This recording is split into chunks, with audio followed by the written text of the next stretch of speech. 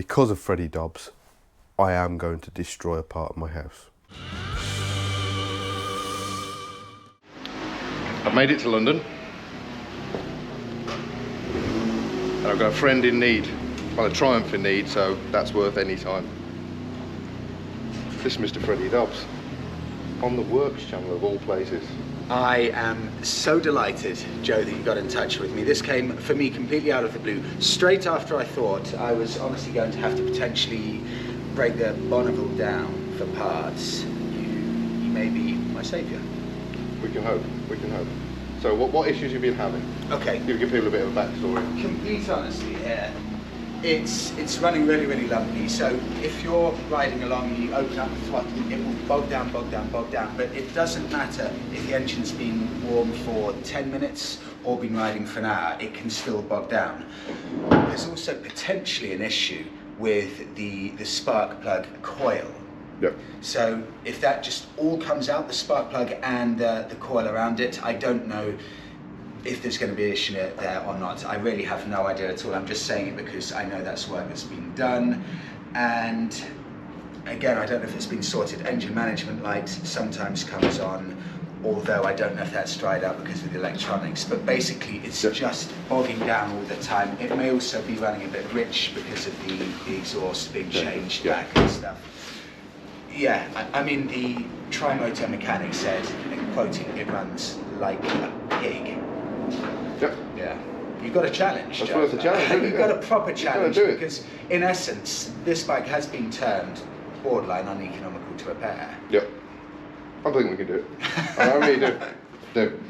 Let's say we'll get it on tune ECU, find out what issues are in there. I'll just talk to you and I about the charging circuit, get digging into that first, and a compression test, and then move on from there. But you say you come down, see the workshop. Invite me down, I'm there. Yeah. Okay. Yeah. I mean, from this point of view, yeah, I want to see. This is more from a curiosity point of view because I'd accepted the bike was done, you know, sold for spares. I just want to see if you can do it. Yep. Because someone else said it shouldn't be fixed, so I want to see if you can do it. And if you invite me down, let's see your project bikes. I would love to see them. Well, so I mean, the Scrambler's running, the Sportster's running, so even if this isn't finished, in the interim, we'll find some out, we'll nip out. 100%, that sounds brilliant. Take a nice 2002 Sportster. I love it. I love it. Huge fan, I cannot wait. Alright, let's get loaded. Joe, thank you. No problem. So is this a sad moment for you? No. The only feeling going through my head is just unspeakable happiness. We were saying earlier, I've just got back from Barcelona, and the last 3 days in Barcelona, I had about 70% of my thoughts being taken up. The Bonneville's getting picked up. I've gone from despair to thinking I could actually get it back, and after I realised I may have to scrap the Bonneville, I suddenly started realising how much I love it. So the thought that maybe Joe can fix it, unspeakable happiness. Wonderful, wonderful. Well, we'll be in touch. We can, like you say, we'll do some And next visits. time we see each other, I'll come to you. Yeah, we'll do that. Maybe set up a couple of Zoom calls or something like that. Yeah. Then you can get a live in the workshop update. Can't wait. And then, yeah, whatever videos come. I cannot wait, Joe. Hello, folks. So this is the video that you've been waiting for most of you anyway. I want to say thank you to everybody that has subscribed to the channel, people who have joined, and everybody that's commenting. It's been quite humbling. For those of you that don't know, who were already here watching the channel and may have seen that we've gained a significant audience, I have a motorcycle just outside that is in need of desperate repair, and it belongs to Freddie Dobbs. Now, when I brought that here, I was going to try and get it in the workshop. I'd got the Harley in there and the BSA and the Honda build, and just not enough space. So as a result, I had a partition wall in this utility room that you may have seen on Instagram, and I have basically destroyed all of our utility room over the past 3 evenings, emptied all this out, reconfigured everything. I now have a in progress utility space here, but it's now working again and functions as it did before. But key thing is I'm able to get the Harley and the Triumph in this space. We've got quite a bit of rubbish there to clear out and stuff to sort out, but potentially potentially I'll have room for 3 motorcycles in here, which means there's room for more once Freddie has his bike back. Don't tell Emily. Anyway, so that's what's been going on, and that's what's been occupying my time, and I've had to do that before I could get on with this build, so I'm sorry you've had to wait, but we're finally at it. So without further ado, here is a very, very poorly Triumph Bonneville SE. So I'll put a little bit of montage footage in now around the bike, and then we'll get back to discussing what we're going to do first.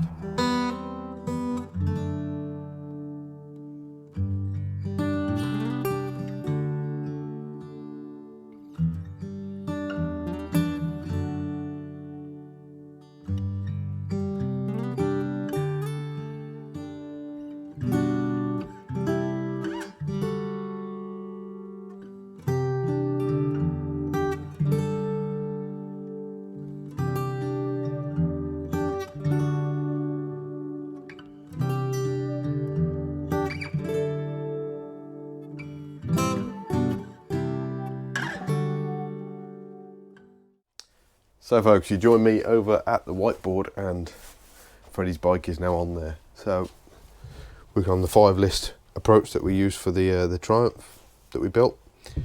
So I have give it a quick wash. It's still not great, and in terms of shuffling stuff around and whatnot, I'm already at 1.5 hours. So we're going to keep a tally on the hours and a tally on the cost for fixing this bike, or at least trying to get it fixed. And the first thing, well, second thing on my list now is a condition assessment. So I'm just going to go round it with a notepad, pen, and just go top to bottom, front to back, and just list everything I can see that is amiss or not quite right. And we'll do that. That's the first thing I'm going to do while it's drying off and putting water all over my floor. And then once I've got that list, I'll walk you through that, and then we'll get the tank off and get the compression test done.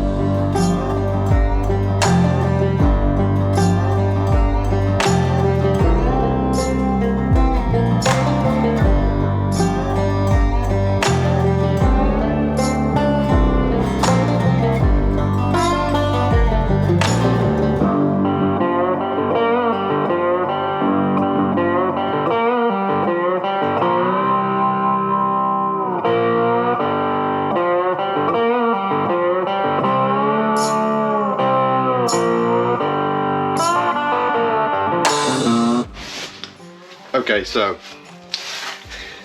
as you've seen, I've already got quite a list, and this is just from eyeballing the bike.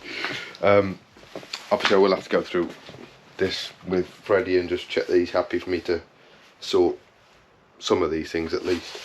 But yeah, I'll walk you around the bike. I won't cover everything that's on this list because some of it's minute, but essentially what I have noticed, you'll see little things like the levers. You can feel the pivots here are particularly just not very nice.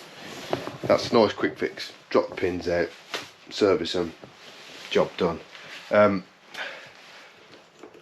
We're talking electrical issues,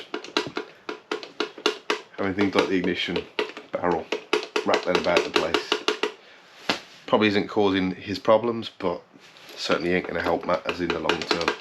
So we'll get this fixed. There's no option on that. Then I came down to here and noticed there's a bolt missing out the frame cradle. So I'll do some digging into that, see if I can get hold of one of those. But yeah, so that needs sorting one way or another.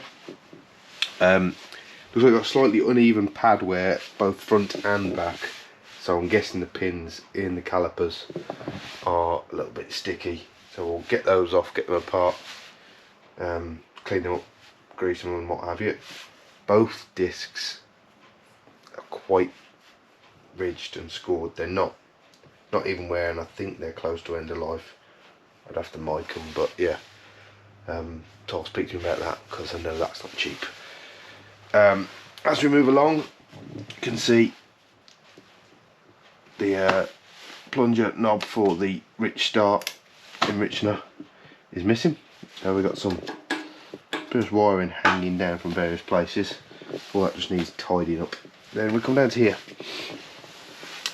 His left hand footrest is quite skew. I think you might be able to see it from here a bit better. Hopefully that shows it, but you can see it's drooping down quite bad.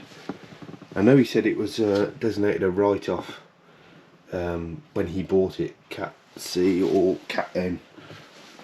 I think this bracket's a little bit squiff, so we'll see if we can tweak that, get that a little bit better. I think this pin's supposed to be the other way around as well. If that circlip drops off, you're going to lose that footrest. The rear one, and I know you fitted this, Freddie, I know you did. So this is the mount for the rear silencer, and as you can see, I promise you, I'm not fabricating any of this. That's a bit wibbly wobbly, and as a result, so is the rear cam. So that's a thing.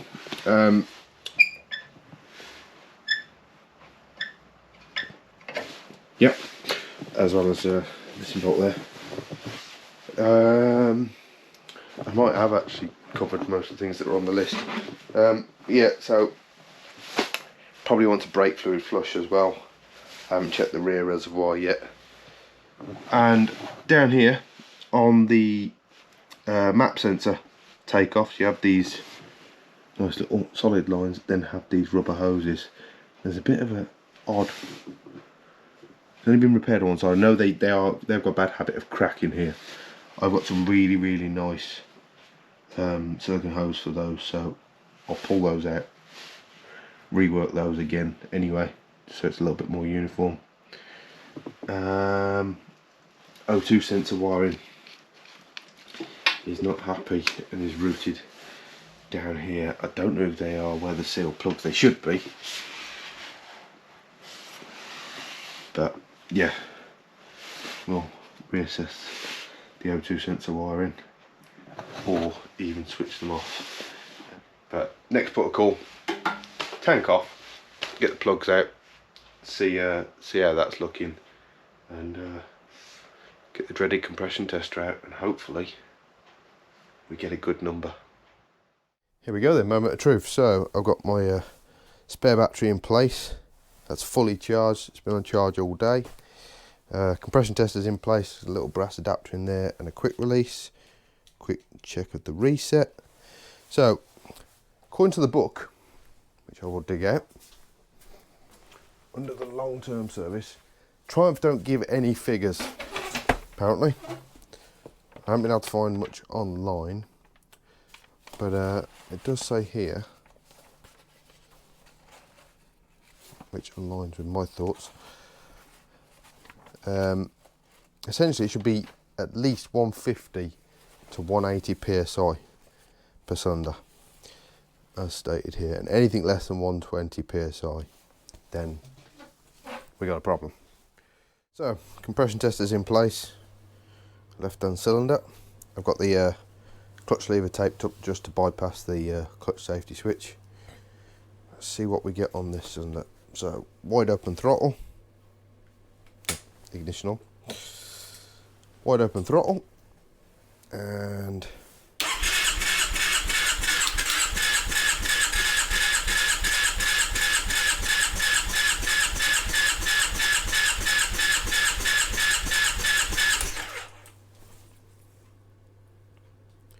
(150 psi). And now for the right hand cylinder. Wide open throttle again.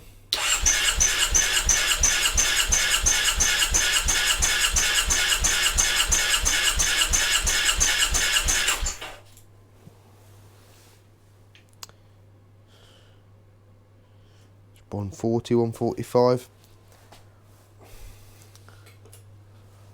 I don't have any real major concerns on compression on this motor based on those figures. Yes, it's lower than the 150 to 180. I'm going to go and check on my scrambler and see what sort of figure we get there, which I'll insert here. If it's a major discrepancy, then I mean it could be bore wear. I would 30,000 mile more than my engine, but it's pretty even. I just don't see it wearing out that even.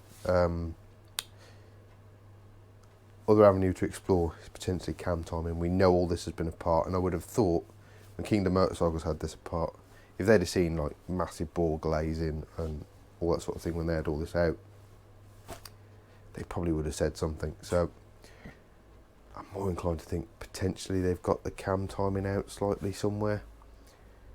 If that's the case, then we'll get into that once I come to check. But we're going to carry on pursuing the electrical issues. There's definitely problems here. So in the next video, we'll start digging into those, do the live checks on the alternator, all of those sorts of things, and yeah, hopefully get those fixed, or at least get to the root cause of those problems first, and then we'll come back to this if we feel we need to. But yeah, thank you for watching. I will definitely see you in the next one. Thank you to everybody that has subscribed. Thank you to the people that have been with the channel since the beginning. The support is just humbling. It really appreciate it. So keep watching, and yeah, see you in the next one.